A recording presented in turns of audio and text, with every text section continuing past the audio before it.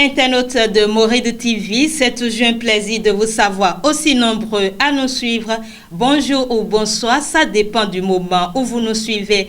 La loi sur la légalisation de l'interruption volontaire de grossesse, votée il y a quelques jours par les députés de la 8e législature, continue d'être source de polémique.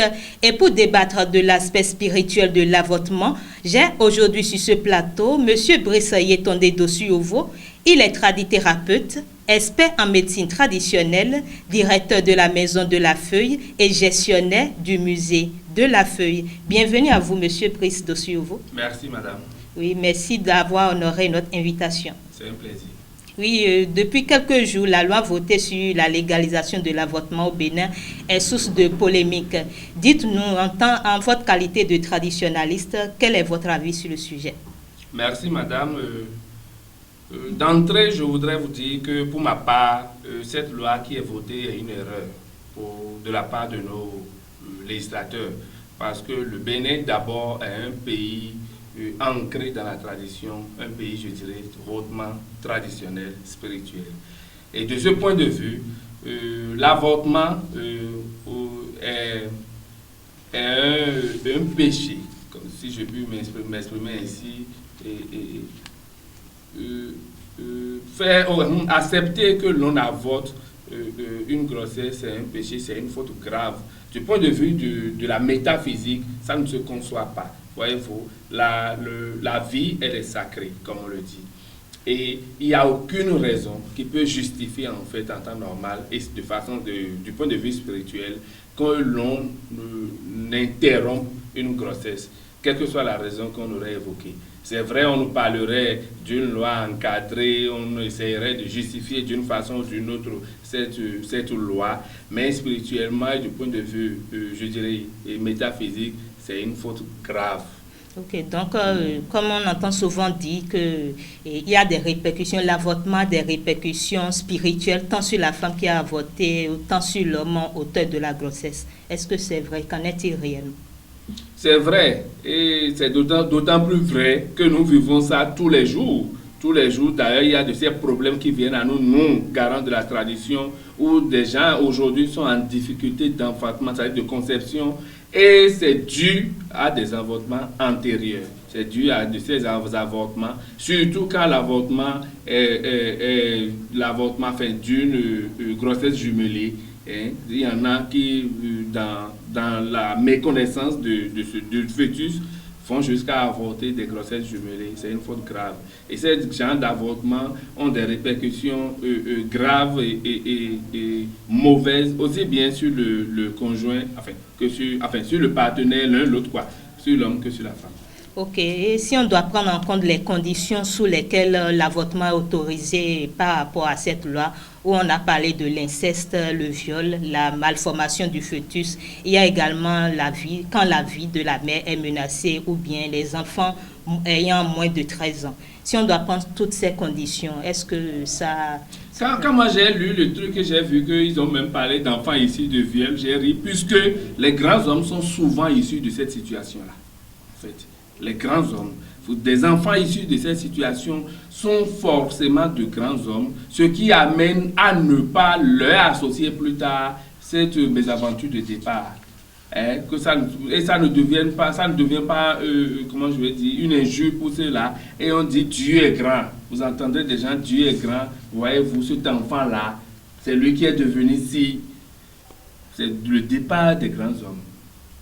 Donc, c'est pour vous dire que, contrairement à ce que les gens pensent, cette façon de concevoir est la façon de faire venir des grands hommes sur terre.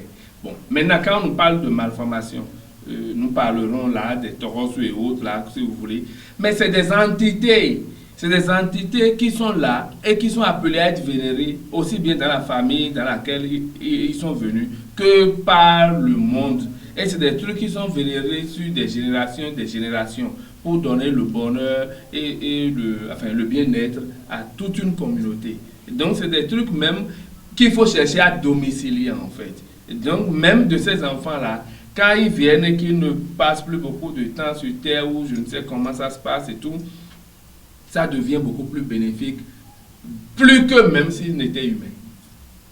S'ils étaient normaux, quoi, je veux dire. Donc, cet aspect même de la chose, il y a des familles aujourd'hui au Bénin, hein, mais nous sommes au Bénin, hein, il y a des familles aujourd'hui au Bénin qui sont issues de ces, je dirais, malformations. Bon, et quand vous dites malformation, de quel côté on se situe et de quel droit avons-nous pour juger un enfant mal formé? Vous savez, le Dieu a fait l'homme à son image, on a dit. Et chaque être est venu sur terre pour accomplir une mission. On peut accomplir une mission du point de vue spirituel. Et ces enfants mal formés, la plupart du temps, sont venus pour accomplir ces missions-là, des missions spirituelles. Okay. Et si on doit parler du cas de l'inceste, par exemple, un père qui engrosse sa fille, par exemple, normalement, du point de vue de la tradition, c'est inconcevable. Dans ce cas, qu'est-ce qu'on doit faire? Comme la loi préconise de ce côté que la grossesse issue de ce cas peut être avortée. De toutes les façons, il y a des procédés palliatifs pour ne pas aller à la grossesse. Vous avez les procédés de planning, des procédés de préservatif aujourd'hui pour ne pas aller à la grossesse. Donc, c'est une histoire de conscience. Non seulement, il faut beaucoup plus conscientiser à l'amont que les pères ou les frères ne se cherchent pas entre eux. Maintenant, voyez-vous, il y a des situations qui se posent spirituellement, qui même de la non-volonté de l'individu là peut commettre l'acte. Parce que c'est dit qu'à un temps donné, un enfant naîtra et de cette façon-là. Donc c'est comme ça, du point de vue spirituel. Il n'y a pas de hasard, comme on le dit sur terre. Et je suis heureux quand je fais référence à la 4e loi de la nature, qui est la loi de la dualité. Vous avez une chose forcément et son contraire. Avant que quelque chose ne se reproduise, ne se passe, ne se manifeste physiquement sur terre, sachez que ça a été reproduit d'abord dans les mondes internes. Donc rien ne se passe ici sans que cela ne soit conçu dans les cieux, dans les mondes internes. Ok, si on doit prendre l'autre cas par rapport aux enfants ayant moins de 13 ans, une fille ayant moins de 13 ans qui tombe grosse et la loi l'autorise à voter. J'ai écouté un spiritualiste, un religieux parler pour dire sur des antennes que un enfant issu d'un mineur de ce genre est en 2e année de droit aujourd'hui à l'université. Si on lui avait ôté la vie, qu'en serait-il? Donc, c'est vrai, nous sommes citoyens, nous prenons acte de la loi, on dit que la loi est à respecter par tout le monde, mais pour ma part, en tant que spiritualiste, c'est une loi qu'il ne faudrait même pas envisager. Ok, et dites-nous, que préconisez-vous, parce que la loi est votée, que préconisez-vous alors? Nous en prenons acte, chacun est dans son niveau. Moi qui suis ici, par exemple, je me vois mal recommander un avortement, quelle que soit la nature de la grossesse. Quelle que soit. Ok, avant de clôturer l'émission, dites-nous quel est votre mot de fin. Je vous remercie, je remercie toute l'antenne, les promoteurs et tout. Je voudrais lancer un appel sur au chef de l'État, parce que la loi elle est votée, il ne reste qu'à la promulguer, d'écouter les religieux. Puisque le Bénin est un pays hautement spirituel. Et il y a de ces lois qui peuvent nous amener à autoriser certaines choses pour rétrograder en fait la nature spirituelle du pays.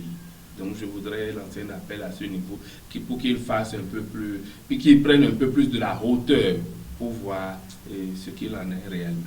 Ok, également du côté de vos spiritualistes, traditionnalistes, par rapport à cette loi, est-ce qu'il y a des actions que vous allez mener, des sensibilisations pour éviter qu'on en arrive à ce cas où on voit des filles qui tombent grosses, même déjà à bas âge, des filles mineures?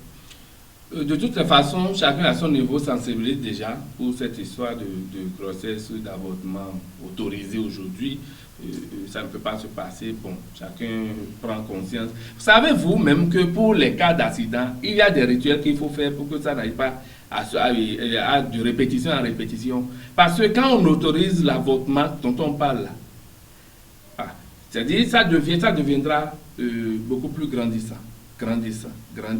Et j'ai discuté avec un homme de santé dernièrement qui me disait que la nuit, il entendait tous ses enfants-là crier à ses oreilles.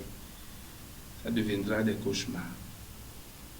Ok, donc une famille, une fille qui s'est fait avorter, il y a ces répercussions, les conséquences, il y a plus de conséquences négatives pour la femme. Bien entendu, vous savez, pour la femme, aussi bien pour la femme que pour l'homme, mais c'est beaucoup plus pour la femme. C'est des conséquences négatives. Elle traîne ça. Il y en a qui traînent ça, il y en a pour lesquels c'est prédit que ça doit être peut-être le seul enfant et il avorte. Elle vit sur terre sans enfant. Ok, merci à vous, M. Brice Le Sueur. C'est moi. Ok, merci à vous, chers amis internautes, de nous avoir suivis sur cette émission Météo-Politique. Merci de vous abonner sur nos canaux de diffusion. À bientôt pour une nouvelle émission. La démocratie du plus fort est toujours la meilleure. C'est comme ça. La démocratie du plus fort est toujours la meilleure. Ça se passe comme ça. Entre le marteau